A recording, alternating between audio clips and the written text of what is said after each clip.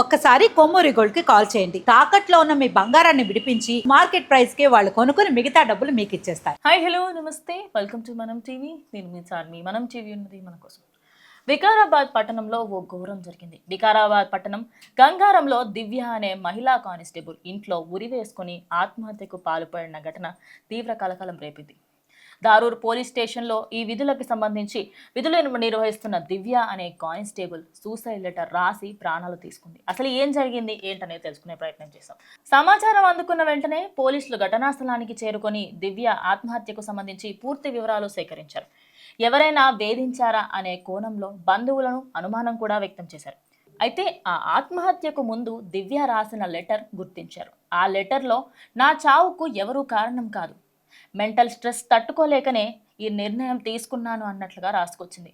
నాన్న ఉంటే బాగుండు అమ్మ, నాన్న లేనందుకే నాకు ఇన్ని కష్టాలు అమ్మ, నేను నీకు భారం కాకూడదనే ఈ నిర్ణయం తీసుకున్నాను, నన్ను క్షమించు అమ్మ అంటూ దివ్య రాసిన ఈ లెటర్ ప్రస్తుతం అందరినీ కన్నీళ్లు పెట్టిస్తుంది. కష్టపడి చదివి ఉద్యోగం సాధించి అర్ధాంతరంగా తనువు చలించడంతో మహిళా కానిస్టేబుల్ కుటుంబ సభ్యులు కన్నీరు మున్నీరు అవుతున్నారు. సో ప్రజెంట్ దీనికి సంబంధించి వార్త బయటకు వస్తుంది. 2020 బ్యాచ్ కు చెందిన కానిస్టేబుల్ దివ్య హైదరాబాద్ అంబర్పేట్లో కానిస్టేబుల్ శిక్షణ పొందింది.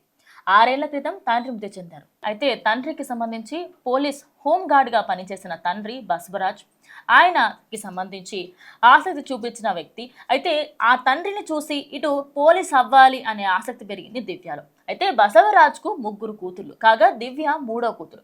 దివ్య వికారాబాద్ జిల్లా దారూరు పోలీస్ స్టేషన్లో 5 సంవత్సరాల నుండి విధులు నిర్వహిస్తుంది. వికారాబాద్ ప్రభుత్వ ఆసుపత్రి దగ్గర కన్నీరు మున్నీరు అవుతున్నారు దివ్య బ్యాచ్ కి సంబంధించి కొంతమంది మహిళలు, అదేవిధంగా కానిస్టేబుల్.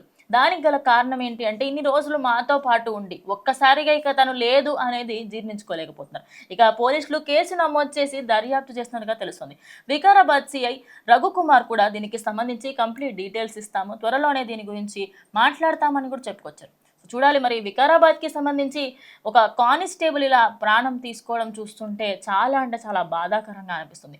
ఇలాంటి మహిళలు అంటే దేశం కోసం నేనున్నాను అంటూ ముందుకొచ్చి ఇన్స్పిరేషన్గా ఉండాల్సిన ఆవిడ మెంటల్ స్ట్రెస్ తట్టుకోలేక, ప్రజెంట్ ఉన్న స్ట్రెస్ని తట్టుకోలేక, అటు ఫ్యామిలీని చూసుకోలేక నేను ఇంకా బ్రతకడం వేస్ట్, 3 కూతుర్లని సాగామమ్మా, నన్ను కూడా భరించడం ఎందుకు, నన్ను తీసుకురాకపోయి ఉంటే బాగుండు అనే ఆవేదన అనిపించిందో మరి ఏమనిపించిందో తెలియదు.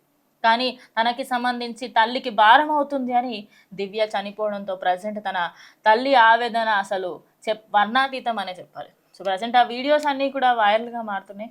సో మీరేమనుకుంటున్నారు ఖచ్చితంగా కమెంట్ చేయండి.